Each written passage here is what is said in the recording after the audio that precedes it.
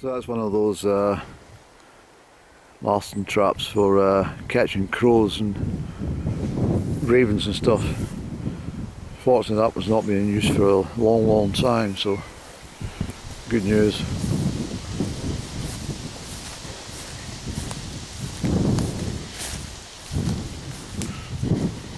This used to be all heathland, I remember it.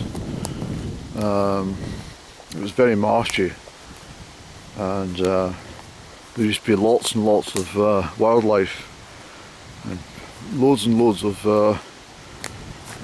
birds like moorhens and lapwings and curlews and stuff, but it's just a horrid place now. I don't like it, but fortunately I had the sense to plant fruit-bearing berry trees, and therefore able to come up and collect what I need. And look at these fabulous, look at that. So these will be coming with me one day soon, probably this week. Come up here for, yes, we'll come up here for a batch any. That sunshine will just ripen them perfectly, making them a little bit sweeter. Look, there's loads of them. And look, I just spotted some rosehip. Look at that. That's perfect, Annie. That's what we want. I mean, this will do me. This bush here and this bush here. Remembering not to take them all, but that will be suffice for me for my season. So I'll come up here perhaps Tuesday afternoon. Might even come up tomorrow. See what's happening. A lot on, always busy. Okay, this is why I've walked all the way up here. Just to get these fabulous elderberries. It's a tree I come to every couple of years, and you know what I mean, there's a lot of them at the top, but the rain's washed a lot of these berries off the trees, as well as the birds chewing at them. But we're going to pick what we've got here. They're going straight into a plastic bag and then put into my other sack today. But as I say, first things first, Annie, we'll get a cup of tea, cigarette, and then we'll get picking. It's a beautiful spot and a beautiful day. Let's hope the bloody farmer doesn't come down and set his dogs upon me. And just right next to the elderberry, I spotted some slowberries on the blackthorn bush.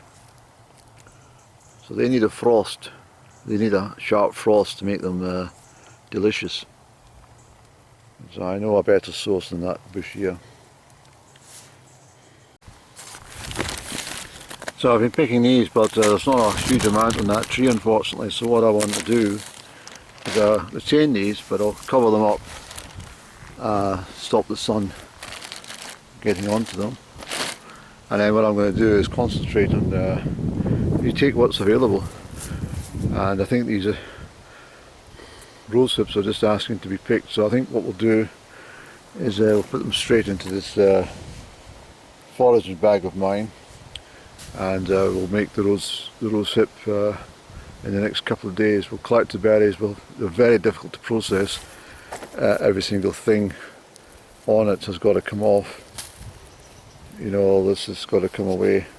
So you just got the berry, and that's what we want. A ripe rosehip, absolutely packed with vitamin C. There's more vitamin C in one of these than there is in 10 oranges. So that's why I'm picking these. And it's also really healthy drink. Not just the vitamin content, but so we'll pick, I'll put the camera away for a short while we get picking all this lot. Well, that's me pick my berries. And without fail, this lot come to, yeah, the bully boys of the agricultural world, aren't you? Bed. Well, maybe you're not. Yes.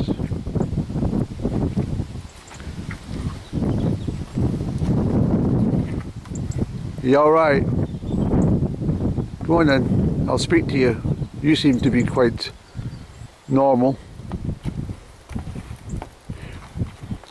Oh, you just get that drink, are you? On you go.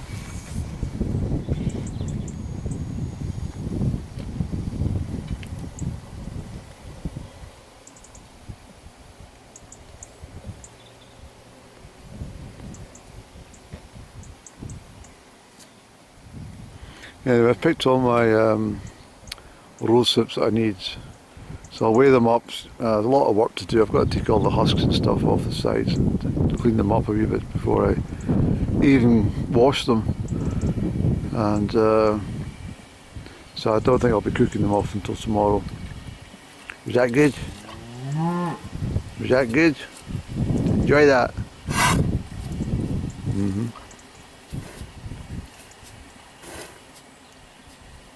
Get another drink.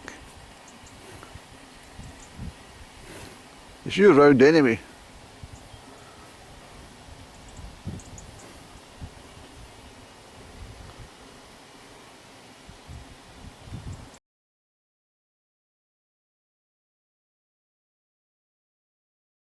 Well, a very good morning on the 3rd of October 23, and as you can see, we have rose hips settled in the sink.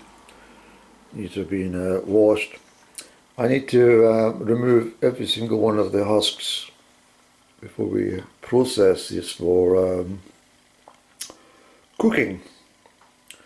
It will be slowly stewed in the big pots, and this is for the rosehip syrup. I decided on Sunday that I got some elderberry and I made a cordial. It's absolutely delicious. So that's just for personal use over the next few weeks. I have had some last night. It's wonderful. Yeah, so what we'll do is we're taking off these husks and we're putting it into the colander.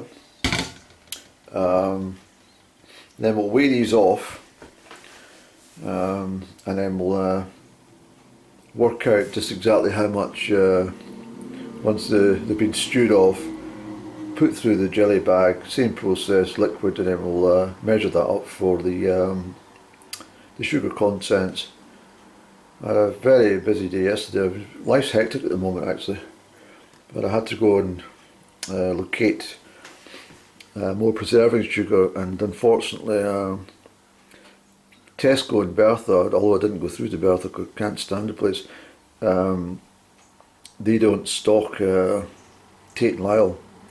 Tate and Lyle are the best when it comes to preserving sugar, the proper sugar cane. Let me just get the packet. Where is it anyway?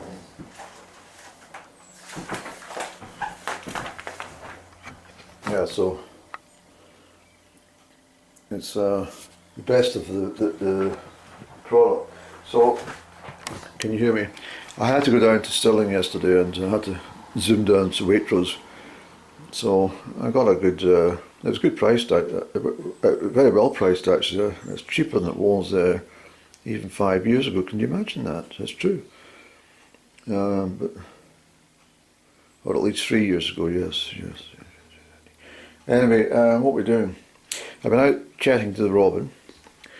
There was lots of sparrows and blue tits all milling around the hedge this morning, so they know there's oatmeal on offer. But I'm not in the habit of feeding the birds too early in the season because there's plenty of feed still for them. And it's different in December and January, there's nothing going around, or even February. But I like the garden birds, and the robins, I've talked about the robin often, but he's always there.